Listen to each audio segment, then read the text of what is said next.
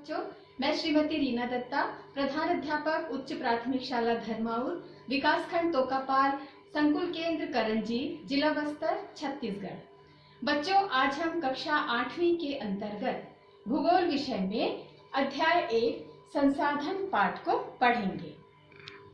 बच्चों, संसाधन एक ऐसा स्रोत है जिसका उपयोग मनुष्य अपनी इच्छाओं की पूर्ति के लिए करता है। प्रकृति से प्राप्त विभिन्न वस्तुएं जो हमारी आवश्यकताओं को पूरा करने में प्रयुक्त होते हैं और जिनको बनाने में प्रौद्योगिकी उपलब्ध है, वह संसाधन कहलाता है। अर्थात प्रकृति से हमें जो भी चीजें प्राप्त होती है, जब उसमें मनुष्य का हस्तक्षेप होता है, मतलब मनुष्य जब उस वस्तु का उपयोग करने लगता है, तो वह संसाधन कहलाता है। अब प्रश्न उठता है कि कोई भी वस्तु संसाधन कैसे बनता है? कोई भी वस्तु संसाधन तब बनता है जब उसका मूल्य होता है। मूल्य का मतलब महत्व। कुछ संसाधन का आर्थिक मूल्य होता है और कुछ का आर्थिक मूल्य नहीं होता है। अब जैसे धरातल में मनोरम दृश्य, इसका आर्थिक मूल्य नहीं होता है, परंतु कुछ संसाधन का आर्थिक मूल्य होता है। जैसे यदि हम कोई घरेलू नुस्खे द्वारा कोई दवाई बनाते हैं, तो उसका कोई आर्थिक मूल्य नहीं होगा, परंतु यदि वे पेटेंट करने के पश्चात मेडिकल फर्म द्वारा बेचे जाते हैं, तब उसका आर्थिक महत्व होता है। और ये दोनों मतलब जिसका आर्थिक महत्व होता है और जिसका नहीं होता, दोनों ही हमारे लिए संसाधन है। अब चलिए हम संसाधन के प्रकारों को पढ़ते हैं। संसाधन के कुल 3 प्रकार हैं। पहला है प्राकृतिक संसाधन, दूसरा मानव निर्मित संसाधन और तीसरा मानव संसाधन।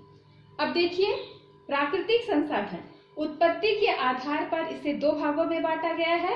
पहला जैव संसाधन, दूसरा अजैव संसाधन, और समाप्यता के आधार पर इसे 2 भागों में बांटा गया है। पहला नवीकरणीय और दूसरा अनवीकरणीय। अब हम एक एक करके समझते हैं। जैव संसाधन, पहला है जैव संसाधन। इसकी उत्पत्ति जीव मंडल से होती है, जैसे पेड़ पौधे, जीव जंतु और संपूर्ण प्राणी जगत जिसमें जीव होता है। और दूसरा आता है अजैव संसाधन, जो निर्जीव वस्तुओं से बनी है, जैसे पर्वत है, चट्टान है, मृदा है आदि, ये निर्जीव है। उसी में देखिए दूसरा है समाप्यता के आधार पर। समाप्यता के आधार पर पहला आता है नवीकरणीय और दूसरा आता है अनवीकरणीय। नवीकरणीय का मतलब होता है जिसका हम पुनर्निर्माण कर सकते हैं। मतलब यदि वो समाप्ति की ओर है तो हम उसको फिर से बना सकते हैं, जैसे सौर ऊर्जा, पवन ऊर्जा आदि। और दूसरा आता है अनवीकरणीय। अनवीकरणीय के अंतर्गत आता है, इसका मतलब ये होता है कि जिसका हम यदि पुनर्निर्माण करना चाहेंगे तो इसमें करोड़ों वर्ष लग जाएंगे। उसका उदाहरण है खनिज पदार्थ, जीवाश्म ईंधन, कोयला, पेट्रोलियम आदि, क्योंकि ये हमारे लिए बहुत महत्वपूर्ण है और ये यदि समाप्त हो जाता है तो इसको फिर से बनने में बहुत समय लगता है। इसलिए हमको इसे सोच समझ करके इसका उपयोग करना चाहिए। अब संसाधन के प्रकार में दूसरा आता है मानव निर्मित संसाधन। नाम से स्पष्ट है, मानव, मनुष्य निर्मित, बनाया। मनुष्य ने जिसको बनाया है उसको कहते हैं मानव निर्मित संसाधन। अब जैसे हमें गर्मी लग रही है तो मनुष्य ने पंखा बना लिया, कूलर बना लिया, ठंडा पानी पीना है तो फ्रिज आ गया, है ना। तो ये जिसको मनुष्य ने अपने आवश्यकता अनुसार उसकी इच्छा पूर्ति करने के लिए बनाता है, उसको कहते हैं मानव निर्मित संसाधन। और तीसरा आता है मानव संसाधन।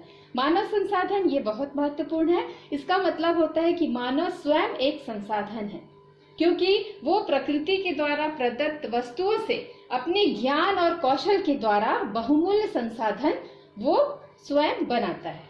तो ये है मानव संसाधन। तो देखिए, इस पाठ को हम पढ़ें। इस पाठ में 2 महत्वपूर्ण प्रश्न हैं। संसाधन क्या है और दूसरा है कोई भी वस्तु संसाधन कैसे बनता है। तो ये दोनों प्रश्न का उत्तर हमें मिल गया यहाँ पर। अब हम आपको होमवर्क देंगे यदि आपको ये समझ में नहीं आया तो इस वीडियो को आप फिर से देख सकते हैं और समझ जाइए। उसके बाद होमवर्क को अपने कॉपी में सॉल्व करिए। तो ये होमवर्क है आपके पास। तो गृह कार्य में पहला प्रश्न है, संसाधन किसे कहते हैं? दूसरा प्रश्न, संसाधन के प्रकारों के नाम लिखिए। तीसरा, मानव संसाधन क्यों महत्वपूर्ण है?